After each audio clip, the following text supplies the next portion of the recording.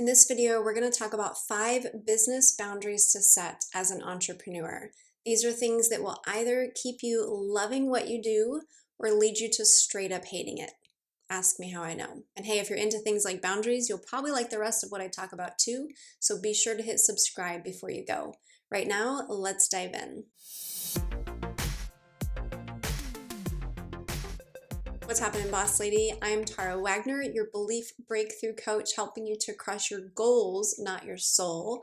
And I love to talk about boundaries. Oh yes, I do. It's like one of my favorite topics ever. Boundaries is one of those really juicy but really complex topics. There's a lot of angles and facets and layers to this that a lot of people don't even realize. So to be clear, in this video, I'm talking about the most cut and dry of boundaries.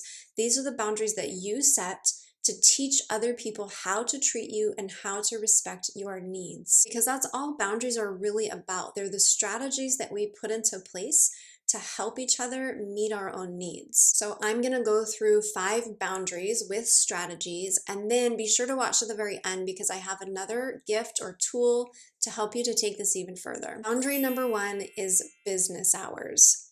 I am straight up surprised how many entrepreneurs these days don't have business hours. They don't have times when they are not at work, or at least not set times when they're not at work.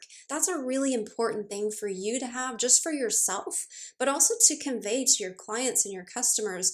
Nobody wants to bother somebody when they're trying to rest or spend time with their family. But if they don't know when those business hours are, they're just gonna feel like, hey, you don't mind if you get a text at 11 p.m., right? So if you're like me and you work for yourself from home, I know this can feel a little bit more challenging because the lines between work and the rest of our life are often really blurred.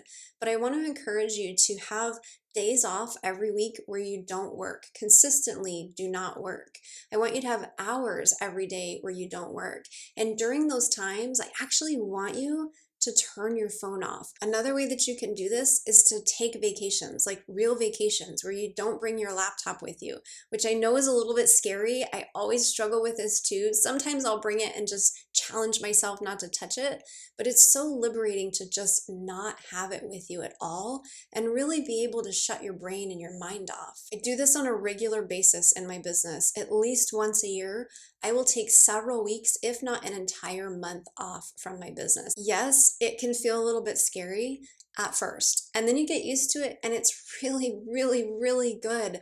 It allows you to plan things. It allows you to have time where you can just feed your soul without having to think about being on or what needs to be done. So this is boundary number 1, firm, consistent business hours. The second boundary to set in your business is knowing who you will not work with. Now, most of us have an ideal client avatar, but have you ever made a list of the clients that you will not work with? This can be just as important for your business because it allows you to recognize that person and say no to the wrong customers or clients. Go ahead and make this list. Who is not good for you to work with? Who can you not help? Who are you not the right person for? Boundary number 3 to set as an entrepreneur is knowing what you won't take on. A lot of times, especially in the beginning, we tend to take on anything because we got bills to pay, and that's okay. But you got to start setting those boundaries at some point, knowing what you're going to start saying no to.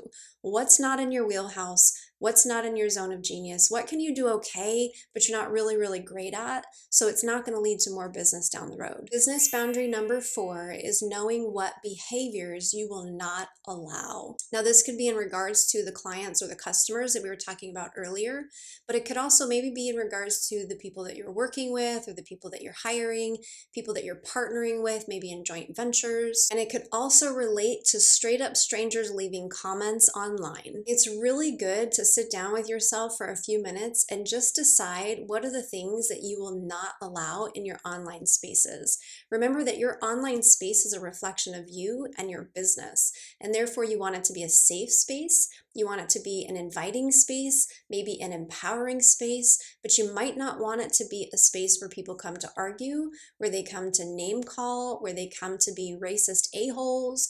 All of those things, they're okay to draw the line at. If somebody's crossing the predetermined boundary that you've already set, how do you want to reply to them? In these online arenas, I want you to sit down and actually create 3 cut and paste responses that you can use to these kinds of comments. And by the way, one of those responses can just simply be delete and block. The same thing applies to brick and mortar businesses or in-person interactions.